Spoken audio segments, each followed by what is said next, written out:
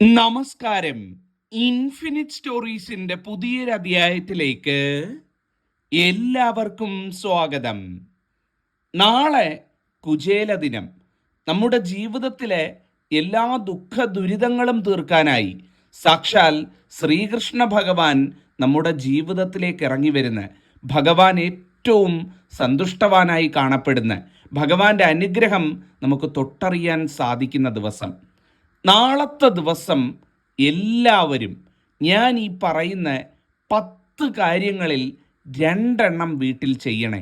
നിങ്ങളുടെ വീട്ടിലെ സകല ദോഷ ദുരിതങ്ങളും ഇറങ്ങിപ്പോവും. നിങ്ങളുടെ വീട് രക്ഷപ്പെടും. നിങ്ങളുടെ മക്കളുടെ ജീവിതം രക്ഷപ്പെടും. നിങ്ങളുടെ ജീവിതത്തിലെ എല്ലാ ദോഷ ദുഃഖങ്ങളും തീർന്ന് നിങ്ങളുടെ ജീവിതം ഗതി പിടിക്കുന്നതാണ്. ഏറ്റവും ഐശ്വര്യമുള്ള കാര്യമാണ് കേട്ടോ. ശ്രീകൃഷ്ണ ഭഗവാന്റെ അനുഗ്രഹം നേടാൻ ഇതിനേക്കാൾ നല്ലൊരു ദിവസമില്ല, ഇതിനേക്കാൾ നല്ലൊരു ഐശ്വര്യ മുഹൂർത്തമില്ല എന്നുള്ളതാണ്. നാളെ എല്ലാവരും 10 കാര്യം ഞാൻ പറഞ്ഞുതരാം. ഈ 10 നിങ്ങളെക്കൊണ്ട് പറ്റുന്ന മതി 2 നിങ്ങളുടെ വീട്ടിൽ ചെയ്യുക എന്നുള്ളതാണ്. അപ്പോൾ ദീർഘിപ്പിക്കുന്നില്ല. എന്തൊക്കെയാണ് ആ 10 കാര്യങ്ങൾ, എന്തൊക്കെയാണ് ചെയ്യേണ്ടത് എന്നുള്ളത് നമുക്ക് നോക്കാം. ഒന്നാമത്തെ കാര്യം എന്ന് പറയുന്നത്, 10 കാര്യത്തിൽ ഒന്നാമത്തെ കാര്യം എന്ന് പറയുന്നത്, നാളത്തെ ദിവസം നിങ്ങളുടെ വീടിൻ്റെ വടക്ക് കിഴക്ക് ഭാഗത്ത് എവിടെങ്കിലും, വടക്ക് വശമോ വടക്ക് കിഴക്കേ മൂലഭാഗത്തോ അല്ലെങ്കിൽ കിഴക്ക് ഭാഗത്തോ, ഈ 3 ഭാഗങ്ങളിൽ എവിടെയാണോ ഇടമുള്ളത് അവിടെ ഒരു മൂട് തുളസിയും മഞ്ഞളും ഒന്നിച്ച് നടണം കേട്ടോ. എന്താണ് ഒന്നിച്ച് നടുക എന്ന് പറഞ്ഞാൽ, ഒരു തുളസി തൈയും മഞ്ഞളിൻ്റെ ഒരു തൈയും ഒന്നിച്ച് ഒരേ കുഴിയെടുത്ത് അല്ലെങ്കിൽ ഒരേ തടത്തിൽ ഒരേ മൂട്ടിൽ നടുക എന്നുള്ളതാണ്. തുളസിയും മഞ്ഞളും ഭഗവാനും ഭഗവതിയും സങ്കല്പമാണ് അത് കേട്ടോ. അതായത് തുളസി എന്ന് പറയുന്നത് സാക്ഷാൽ മഹാലക്ഷ്മി ദേവിയുടെ വരം ലഭിച്ചിട്ടുള്ള ഭഗവാന്റെ സാന്നിധ്യമുള്ള ചെടിയാണ്. ഈ മഞ്ഞളെന്ന് പറയുന്നത് സാക്ഷാൽ മഹാലക്ഷ്മിയാണ്. അപ്പം ഭഗവാനും ഭഗവതിയും ചേരുന്ന ഒരു സങ്കല്പമാണ് തുളസിയും മഞ്ഞളും ഒന്നിച്ച് നടുക എന്ന് പറയുന്നത്. വീടിൻ്റെ വടക്ക് കിഴക്കേ ഭാഗത്ത് ശ്രീകൃഷ്ണ ഭഗവാനെ പ്രാർത്ഥിച്ചുകൊണ്ട് ഈ കുചേല ദിനത്തിൽ നിങ്ങൾക്ക് ചെയ്യാൻ ഏറ്റവും നല്ല കാര്യമാണ്. ഏതൊരുവനാണോ ഏതൊരുവളാണോ ഇത് ചെയ്യുന്നത്, ആ വീടിൻ്റെ ഉയർച്ച അവിടെ ആരംഭിക്കുകയാണ്. വടക്ക് കിഴക്ക് എന്ന് പറഞ്ഞാൽ ഭഗവാന്റെ ദിക്കാണ്. വടക്കോ വടക്ക് കിഴക്കോ അല്ലെങ്കിൽ കിഴക്കോ ഭാഗത്ത് ഇടമുള്ളവരെടുത്ത് ഒരു മൂട്ടിൽ തുളസിയും മഞ്ഞളും നടുക. ഇതാണ് ഒന്നാമത്തെ കാര്യം എന്ന് പറയുന്നത്. രണ്ടാമത്തെ കാര്യം എന്ന് പറയുന്നത്, വീട്ടിൽ ശ്രീകൃഷ്ണ ചിത്രമോ വിഗ്രഹമോ ഇല്ലാത്തവർ നാളത്തെ ദിവസം ഒരു ശ്രീകൃഷ്ണ ചിത്രമോ വിഗ്രഹമോ വാങ്ങിക്കൊണ്ട് വീട്ടിൽ വരണേ. ഭഗവാന്റെ ചിത്രം വിഗ്രഹം വീട്ടിൽ കൊണ്ടുവരാൻ ഏറ്റവും നല്ല ദിവസമാണ് കേട്ടോ. പഴയ ചിത്രമൊക്കെ മാറ്റി വാങ്ങിക്കണം. പഴയ വിഗ്രഹമൊക്കെ പൊട്ടി തുടങ്ങിയിട്ടുണ്ട്, അല്ലെ കേടുവന്ന് തുടങ്ങിയിട്ടുണ്ട്. മാറ്റണമെന്നുണ്ടെങ്കിൽ മാറ്റാനൊക്കെ ഏറ്റവും ഉചിതമായിട്ടുള്ള ദിവസമാണ് കേട്ടോ.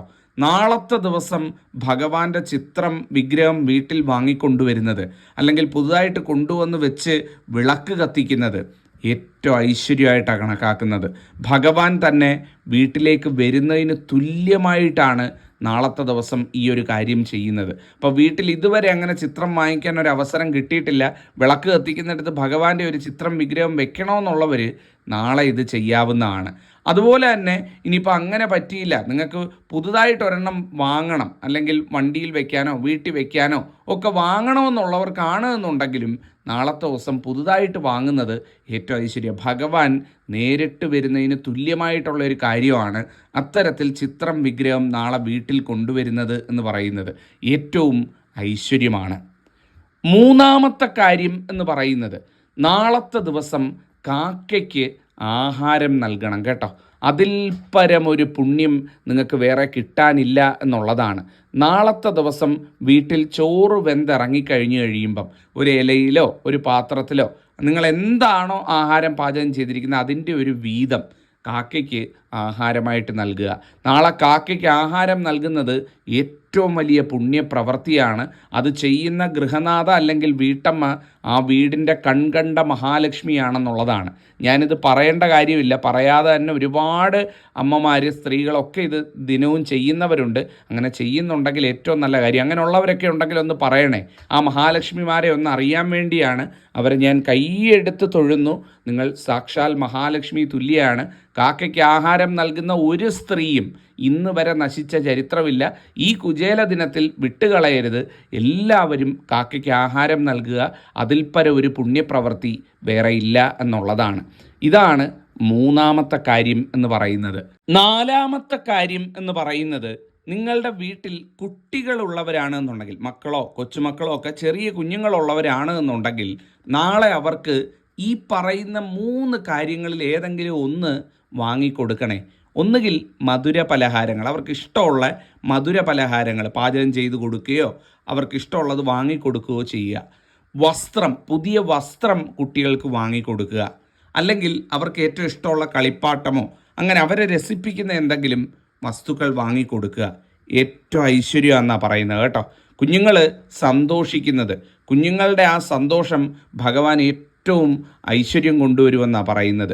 ഭഗവാൻ വരുമ്പം കുഞ്ഞുങ്ങൾ അവർക്ക് പ്രിയപ്പെട്ട വസ്തുക്കൾ സമ്മാനമായിട്ട് കിട്ടി സന്തോഷിച്ചിരിക്കുന്ന കണ്ടാൽ, ഭഗവാന്റെ പേരിൽ ഒരു ദിവസം അത്തരത്തിൽ കുട്ടികൾക്ക് സന്തോഷം വന്നു ചേർന്നാൽ ഭഗവാനും അവരുടെ കൂടെ പൊട്ടിച്ചിരിച്ച് സന്തോഷിക്കുമെന്നാണ് പറയുന്നത്. അതുകൊണ്ട് കുഞ്ഞുങ്ങൾക്ക് നാളെ വീട്ടിൽ നിൽക്കുന്ന അച്ഛനമ്മമാരൊക്കെ നല്ല മധുര പലഹാരങ്ങൾ, അവർക്ക് ഇഷ്ടമുള്ള ആഹാര പദാർത്ഥങ്ങൾ, അവർക്ക് വസ്ത്രങ്ങൾ വാങ്ങിക്കൊടുക്കുന്നത്, അല്ലെ കളിപ്പാട്ടമായി നിങ്ങളെക്കൊണ്ട് എന്താണോ നിങ്ങളുടെ കഴിവിന് പറ്റുന്നത് കുഞ്ഞുങ്ങൾക്ക് ചെയ്തു കൊടുക്കുക.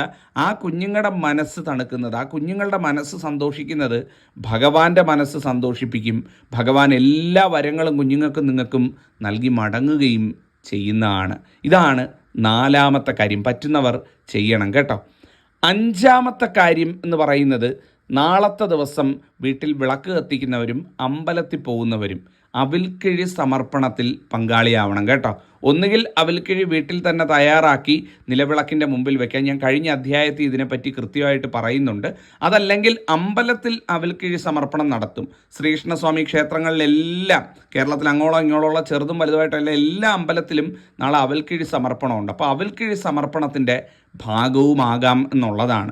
അത് ക്ഷേത്രത്തിൽ പറ്റുന്നവരെല്ലാം അതിൽ പങ്കുചേരണം കേട്ടോ. ഇന്ന് തന്നെ അമ്പലത്തിൽ വിളിച്ച് പറയുകയും ചെയ്യുകയാണെങ്കിൽ അങ്ങനെ. ഇനി അമ്പലത്തിൽ പോകാൻ പറ്റുന്നില്ല, ഞാൻ പറഞ്ഞില്ല, വിഷമിക്കേണ്ട, വീട്ടിൽ തന്നെ ചെയ്യാൻ ഞാൻ കഴിഞ്ഞ അധ്യായത്തിൽ ഇതിനെപ്പറ്റി ഡീറ്റെയിൽ ആയിട്ട് പറഞ്ഞിട്ടുണ്ട്. നോക്കിക്കഴിഞ്ഞ് കഴിഞ്ഞാൽ നിങ്ങൾക്ക് മനസ്സിലാവും. വിളക്ക് കത്തിച്ചങ്ങ് സമർപ്പിച്ചാൽ മതി എന്നുള്ളതാണ്. ഒരു കുചേല ദിന ദിവസം നമുക്ക് ചെയ്യാൻ പറ്റുന്ന ഏറ്റവും നല്ല വഴിപാടാണ് അവൽക്കിഴി സമർപ്പണം എന്ന് പറയുന്നത്. അപ്പോൾ അവൽക്കിഴി സമർപ്പിച്ച് പ്രാർത്ഥിച്ചാൽ നിങ്ങളുടെ എല്ലാ ജീവിത ദുരിതങ്ങളും തീരുമെന്നാണ് വിശ്വാസം. എന്തെങ്കിലുമൊക്കെ പ്രത്യേക ആഗ്രഹ സാഫല്യമൊക്കെ ഉണ്ടെങ്കിൽ അതൊക്കെ നടക്കുമെന്നാണ്. ഇനി ഇതൊന്നുമില്ലെങ്കിലും നാരായണനാമം ചൊല്ലി നാളെ വിളക്ക് കത്തിച്ച് പ്രാർത്ഥിക്കുക. അത് നിങ്ങൾക്ക് ഐശ്വര്യം കൊണ്ടുവരും. പറ്റുന്നവരെല്ലാം അവൽക്കിഴി സമർപ്പണത്തിൽ പങ്കുചേരുക. ഇതാണ് അഞ്ചാമത്തെ കാര്യം.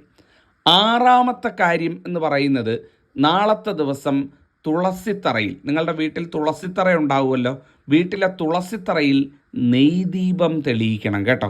എന്താണ് നെയ്ദീപം തെളിയിക്കുക എന്ന് പറഞ്ഞു കഴിഞ്ഞാൽ, നമ്മുടെ വീട്ടിലെ തുളസിത്തറ അല്ലെങ്കിൽ തുളസി നിൽക്കുന്നതിൻ്റെ 4 വശങ്ങളുണ്ടാവുമല്ലോ, കിഴക്ക്, വടക്ക്, പടിഞ്ഞാറ്, തെക്ക്, 4 ദിക്കുകളുണ്ടാവുമല്ലോ.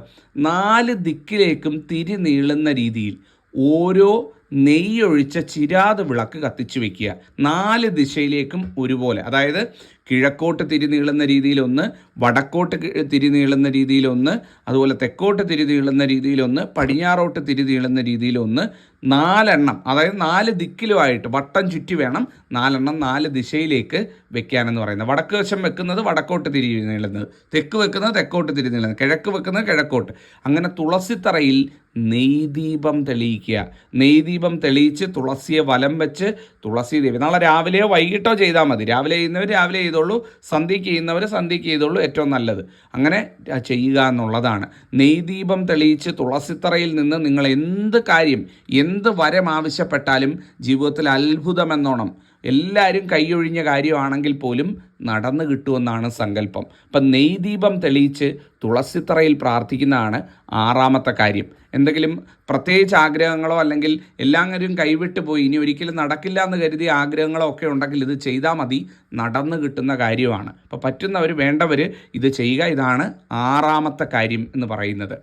7ാമത്തെ കാര്യം എന്ന് പറയുന്നത്, നാളെ കടയിലൊക്കെ പോകുന്നവരുണ്ടെങ്കിൽ തേന്, വെണ്ണ, ഈ 2 വസ്തുക്കളിൽ ഏതെങ്കിലും ഒന്ന് വാങ്ങി വീട്ടിൽ കൊണ്ടുവരണം കേട്ടോ.